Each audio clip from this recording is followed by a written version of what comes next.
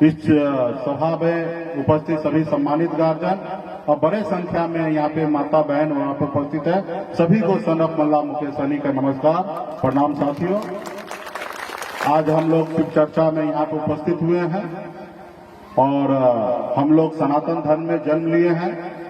हमारे पूर्वज और हम लोग मानते हैं कि हिंदू धर्म में जन्म लिया और हमेशा हमारे जितने भी 33 करोड़ देवी देवता हैं उनको हम लोग हमेशा याद करते हैं, पूजते हैं।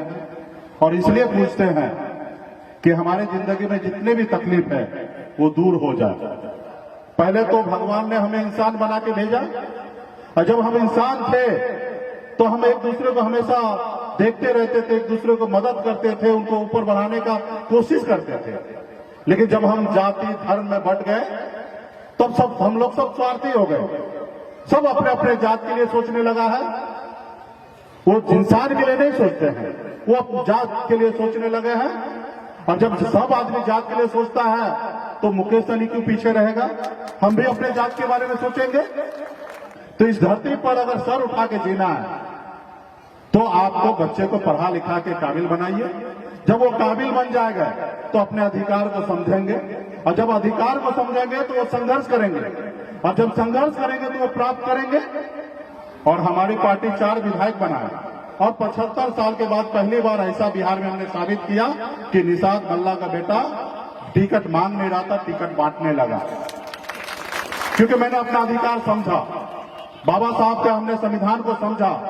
बाबा साहब के संविधान में देश के प्रधानमंत्री बनाने का जिम्मा जो है वो आप में है, हम में है, एक गरीब किसान में है, एक मजदूर में है, ना ही कि रतन टाटा या अंबानी के हाथ में है कि किसी भी देश का प्रधानमंत्री बनाए।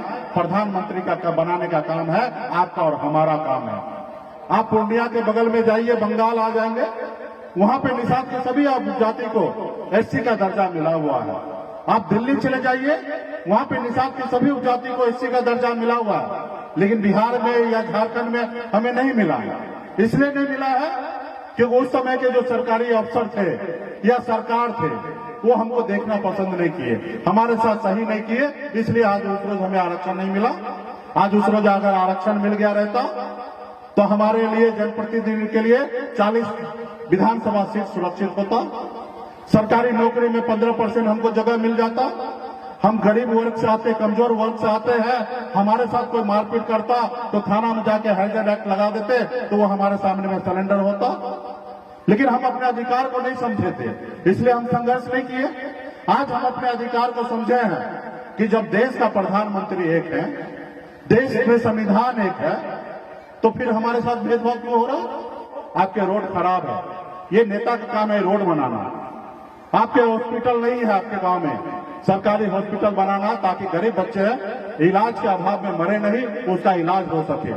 आपके क्षेत्र में स्कूल नहीं है तो सरकार का काम है, इस क्षेत्र में स्कूल नहीं है तो स्कूल बनाना ताकि गरीब के बच्चे के पास पढ़ने के लिए पैसा नहीं है तो उस बच्चे को इस सरकारी स्कूल में पढ़ के वो शिक्षा लेके वो असर उठा के आगे जी सकता है, चल सकता है। तो ये काम है सरकार का। युवा पढ़ लिख कर तैयार हो चुका है तो उसके नौकरी का व्यवस्था करना है, सरकार को ये काम है। सरकार के लिए नौकरी के लिए तरह तरह के रोजगार व्यवस्था करके देना। लेकिन आज का सरकार का क्या काम आ गया? वो मंदिर बनाने लग गया। मंदिर तो आपका काम है बनाना, सब समाज का काम है मंदिर मस्जिद बनाना।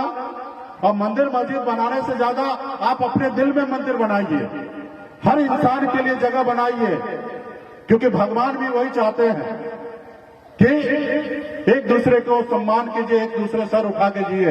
लेकिन आज नेता का परिभाषा क्या हो गया? मंदिर के नाम पे वोट मांग रहे हैं। तो ऐसे नेता से बचना है। मोदी जी आए, हम लोग को था कि अक्षय दिन लाएंगे, हम लोग पिछड़ा का बेटा है, हम लोग उम्मीद से उनको जिताएं।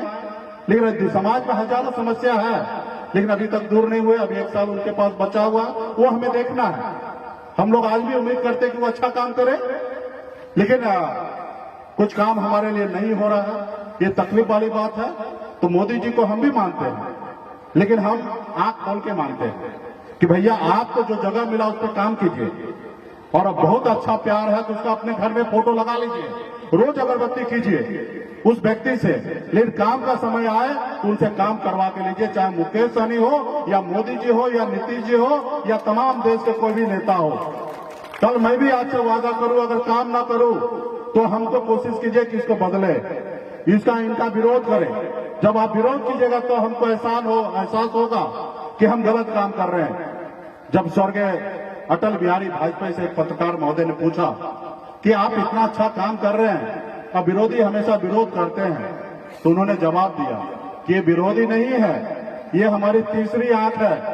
जो मैं नहीं देख पाता हूं वो हमें ये दिखाते हैं और वो जब देखता हूं तो मैं ऐसा काम करता हूं। लेकिन आज का नेता भूल चुके हैं, वो विरोधी को विरोधी ही मानते हैं और विरोधी है तो उसको जेल में डालने का कोशिश करते हैं, उसके साथ समझौता नहीं करते हैं। जैसे आज मेरे पास आजादी के 75 साल के बाद एक मल्ला का बेटा ने संघर्ष किया, पिछड़ा समाज का बेटा ने संघर्ष किया, 4 को विधायक बना, अपने दम पर हम मंत्री बने। हम समाज के लिए, गरीब के लिए, मछुआरा के लिए, पशुपालन के लिए बहुत काम कर रहे थे, लेकिन साथ साथ में अपने अधिकार के लिए संघर्ष भी कर रहे थे कि भाई हमारे भाई को बंगाल में आरक्षण है, बिहार में कीजिए, और अपने पार्टी को मजबूती के लिए उत्तर प्रदेश में भी काम कर रहे थे। तो अगला को लगा कि नहीं, ये विरोधी है मेरा और ये आदमी को आज रोको, अगर आज नहीं रोकोगे तो ये आदमी बहुत आगे निकल जाएगा, ये गुलाम है, इसको गुलाम बना के रखो, अपने पैरों तले में दाब के रखो। और इसलिए उन्होंने क्या किया, हमारे 4 विधायक को खरीद लिया, हमको उस सरकार से बाहर कर दिया जो सरकार हमने बनाया। तो आज का जो लोग है वो ऐसे अपने दुश्मन को ठिकाना लगाते हैं, जबकि हम उनका दुश्मन नहीं है। खास करके बड़े संख्या में युवा हैं, आप लोग बिहार का और देश का भविष्य है। जब चुनाव का समय आए ना तो आप अपने भविष्य के बारे में सोचिए, मुकेश सहनी का भविष्य के बारे में नहीं सोचिए, मोदी जी का भविष्य के बारे में नहीं सोचिए। मोदी जी तो देश का प्रधानमंत्री है ना, मुकेश सहनी आज बिहार में क्या चीज का हमें कमी है, मेरा भविष्य नहीं सोचिए। आप ये सोचिए कि हमारा भविष्य को नेता तय करेगा और सही करेगा, और जो सही करेगा उसके बारे में लगिए। और आपका भविष्य आपके साथ बैठने वाला, आपके साथ खाना खाने वाला, आपके साथ दुख सुख में साथ में रहने वाला ही कॉल करेगा। जो सोना का चम्मच लेके पैदा होगा, विरासत में राजनीति जिसको मिलेगा, वो कभी आपका काम नहीं करेगा। वो काम वही करेगा जो आपके बीच में रहेगा। और हमारा जो विचारधारा है, हम बाबा साहब को मानते हैं, बाबा साहब को, संविधान को मानते हैं, और हम चाहते हैं देश में जितने भी गरीब लोग हैं उसको बाबा साहब का संविधान में जो कहा गया वो पूरा हो, संविधान में बदलाव नहीं हो, और बदलाव भी हो तो सबके लिए हो, किसी एक व्यक्ति और एक जाति के लिए ना हो, हर किसी के लिए हो। जैसे अभी हाल फिलहाल में मोदी जी ने संविधान में बदलाव लाकर आरक्षण लागू किया गया, 10% सामान्य वर्ग को आरक्षण दिया गया। मैं इसका विरोधी नहीं हूं, मैं मानता हूं कि देश में जो गरीब है उसको ऊपर लाने के लिए आरक्षण देना चाहिए, और आर्थिक आधार पर अगर आप आरक्षण बनाए हैं, सामान्य वर्ग को 10% आरक्षण आपने दिया है, तो निषाद का बेटा, कुशवाहा का बेटा, यादव का बेटा, कुर्मी का बेटा, चौपाल का बेटा, राम का बेटा, मुसहर का बेटा, इसने क्या गुनाह किया है? इसको भी आर्थिक आधार पर आप आरक्षण दीजिए। देश में जाति की जनगणना कीजिए, जिस जाति का जितना संख्या है उस आधार पे आप उनको आरक्षण दीजिए, उसमें भी आधा आरक्षण आप आर्थिक आधार पे दीजिए, आधा मेरिट पे दीजिए, लेकिन जिसका जितना आधार है उसको दीजिए। ये तो सही नहीं है ना, किसी को 4 गो रोटी दीजिए खाने के लिए और किसी को 1 रोटी दीजिए खाने के लिए, तो ये सही नहीं है। अगर आर्थिक ही आधार है तो सबको दीजिए। मुकेश सहनी वर्षों से मांग रहा, हमारे लिए भी काम कीजिए, लेकिन आप नहीं करेंगे। आपको जो वोट दे रहा उनको आप साथ लीजिएगा, जो वोट नहीं दे रहा उसको पीछे छोड़ दीजिएगा। और देश के प्रधानमंत्री बनने के लिए तो सभी लोगों ने वोट दिया, उसमें कोई भेदभाव नहीं किया। तो ये सारी चीजें आप सबको याद रखना होगा कि क्या आपने वादा किया था 2 करोड़ साल में नौकरी देने का, क्या आप 2 करोड़ नौकरी आपको मिला है? अगर 2 करोड़ नहीं मिला तो कम से कम 1 करोड़ तो मिलना चाहिए।